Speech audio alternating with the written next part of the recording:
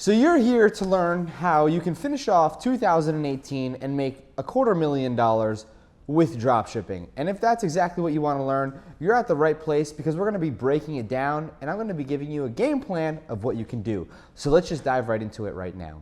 So the first thing that I really want to do is break down the numbers. You know, what it actually involves to hit $250,000 with around 180 days left or so in 2018. So the first thing that I'm going to tell you is our goal is going to be $250,000 together, okay? 180 days, that means about $1,390 a day. As a matter of fact, to be precise, let me just kind of open up Shopify right here on my phone. Today alone, we are at $2,580. So I already doubled what I need to hit in a day. Now obviously this store will do I think like $900,000 to $1 million this year. But again, in retrospect, it's fairly easy to hit these type of numbers when you break it down. And I think the misconception a lot of people have is that when they see $250,000, people can't understand, they can't fathom that number because they've never seen it in their bank account. They've never seen it in somebody else's bank account, and more than likely they've never seen what $250,000 looks like physically. So it becomes an impossibility for somebody to fathom the thought of being able to actually have that amount of money or make that amount of money because they've never done it before. However, if we break this down, that means we need to be hitting around $60 an hour to hit that $1,390 per day. Now, let's break this down even further, okay? We have the ability to sell $20 products. All we need to do is sell 3 of them, okay? If you have a $20 product, you sell 3 of them, and you hit $250,000 the rest of this year if you do it like that. Or if you go ahead and you have 2 products that you're selling at $30 each or 1 product at $60 each, right? So those are the numbers that are more so breaking down, and a lot of people don't really understand that if you break this down to this route a lot easier, these become what are known as micro goals. So if you hit, $30, a $30 sale twice every hour, you theoretically make $250,000 in 180 days. So again, just kind of keep that in mind, is that this is how the numbers work out. If you break down the numbers, it's really, really easy. You can sell 6 products at $10 each, which is a lot easier. You can sell 60 different products at $1 each, whatever it is. So let me just hop in to the next thing that we should really be talking about to make this happen.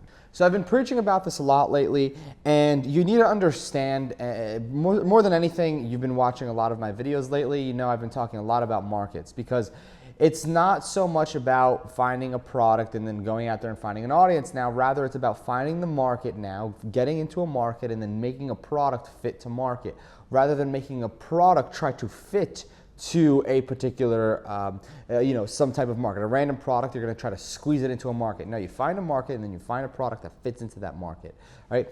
So just kind of keep that in mind. The market has a huge, huge play in how you're actually going to be able to hit these type of numbers. Just keep that in mind.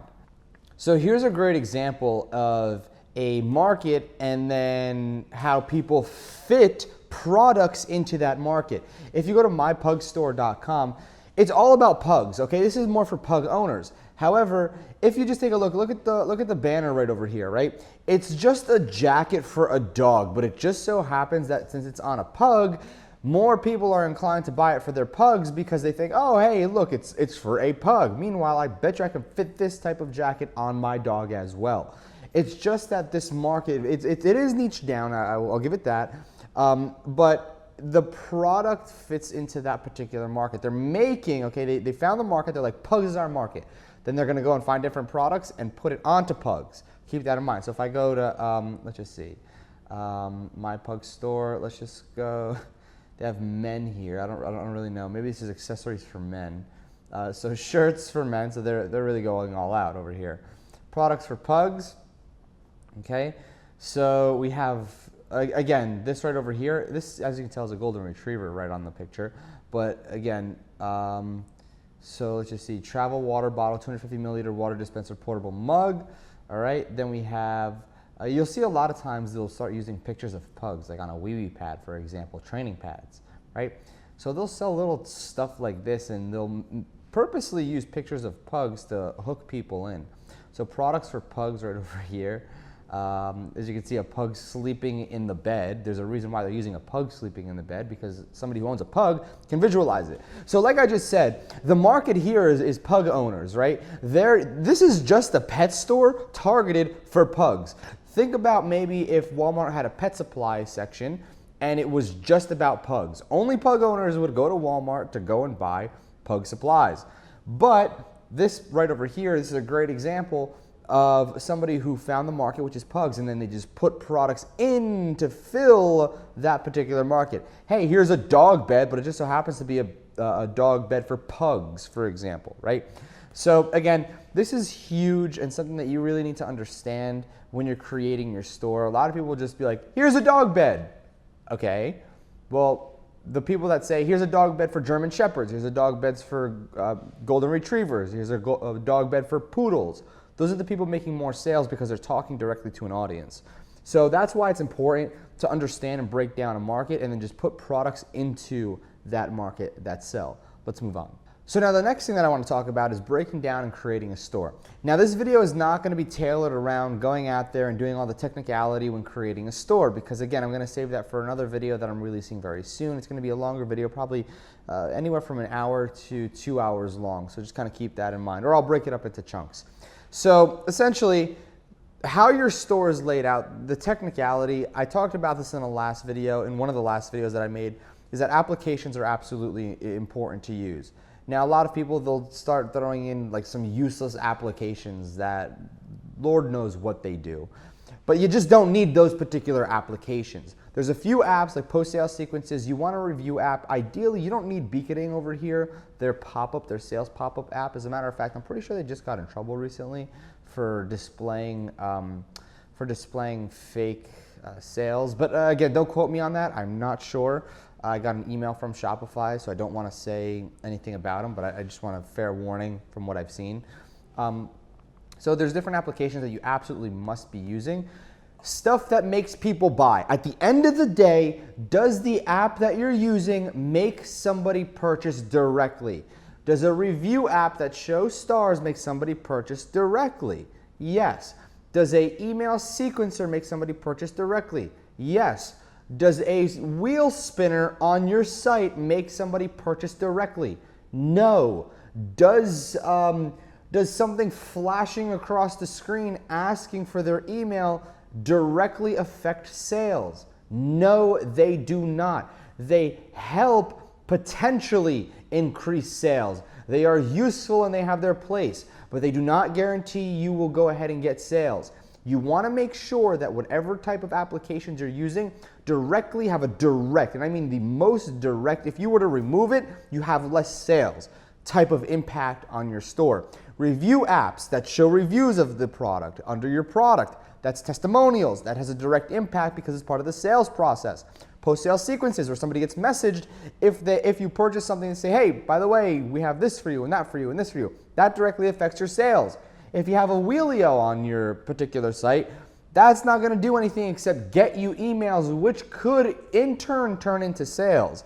However, that's a completely different conversation. It's not needed, okay? I see a lot of people throwing in like 3 million different apps that are not needed. You just need to focus on the core ones that make you money. At the end of the day, we're here to make money. Apps cost money. So if you're going out there and spending more money on apps and they're making you, you're doing it ass backwards. All right, so just kind of keep that in mind. I see this happen a lot of times, so it gets me kind of annoyed. When we're constructing a store, I'm going to be breaking down a new series. I'll construct the store for you and with you, and you'll be able to see how that all works. As a matter of fact, if you want to go ahead and watch how to construct a store from start to finish the right way, I have a 100% free Shopify course right in the description down below. It's a dropshipping course. I teach you everything from post-sale sequences all the way to creating your store, setting up shipping settings, A to Z, no questions left out. And if there is a question left out, I do have a way for you to contact me in the side of that free course, and I'll make a video and add it inside in case it's not there. So let's talk about the next topic. So the next topic is something that I'm going to be more so asking you if you want it. I'm going to be releasing, as you already know, there is a free Shopify course that I'm going to keep it free, but I want to release a new module in there. And that new module is going to talk a lot about post-sale sequences. Now, what does that mean? The way e-commerce is working right now, the way the dropshipping world is working right now is a lot of people are going out there and they're spending $20 to make a $10 sale. And that's it. That's where their money ends. So basically, they're going negative, and then what happens is they get put into this negative mindset, and they're like, oh, this doesn't work, it's a scam, yada, yada. But here's the thing. What if I told you that if you're spending $20 and only making $10 back on day number 1, day number 7, I can turn that $10 into $30. So technically, you're spending $20 for $30, $40, $50 in just a few weeks time period. What if I told you I could tell you and teach you how to do that? There are tricks, there's techniques, and there's tips that I want to reveal to you, but only if you want to know them. So in this particular video, shoot me 1,000 likes. 1,000 likes on this video, and I will gladly go ahead and add a new module into the Shopify Masterclass, the 100% free course that's available down in the description that anybody can go ahead and register for and download.